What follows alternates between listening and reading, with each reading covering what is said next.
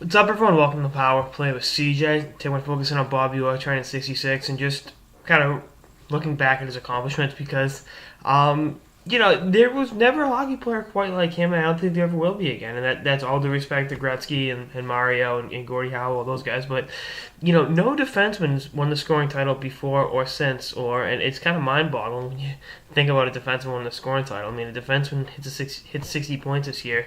They're talking about him being the best player ever. It's like, well, this guy kind of led the entire league in scoring from the blue line, and just the way he revolutionized the game. I mean, he was as close to being the proverbial Michael Jordan of hockey as there ever was. I mean, Jordan revolutionized basketball in ways. Jordan revolutionized the game off the court in ways that turns the international market, the appeal of the league, and all that. But I mean, what Bobby Orr did was, you know, he could write a book about. I mean, just his individual accomplishments. I mean, he just did write his autobiography.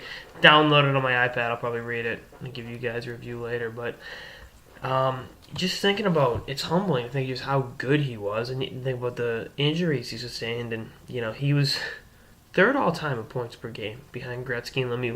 Let that sink in for a second. His points per game were third all time in the history of the National Hockey League. Oh, and he was a defenseman.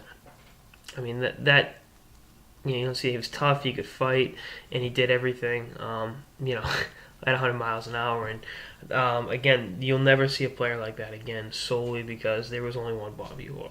And maybe I'm biased as a Bruins fan saying this, but I mean, you just look at the God-given ability he had, coupled with his work ethic, and you just think about how tragic his injuries were, because you look at how great he was, and a couple of those years later on, he was averaging a point a game, and it was like he wasn't 100%. It's like, how are you not 100% putting up those numbers? But again, you just think about him for a second, and you think about the impact he had on the game, and how the impact he had in his position. I mean, defensemen defended for the longest time, and a guy like him comes along, and they take on a whole different role on the ice, and that set the tone for guys after him. That set the tone for the Paul Coffeys and the later on.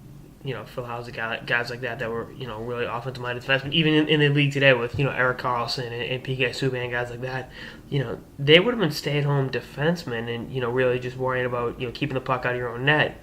Whereas opposed to Orr came along and was like, well, this is what I'm going to do. And his defensive game was second to none. He was plus 100 at least once or twice. And, just the way he impacted the game has never been seen before, will never be seen again. It's a shame he only won 2 Stanley Cups because the rest of his teammates were too busy, smoking and drinking all off season. So the conditioning level wasn't there, and they were too busy, living it up, and cost the Bruins at least one other Stanley Cup. And Ken Dryden cost him another one in '71 because he was a brick wall in that series, but.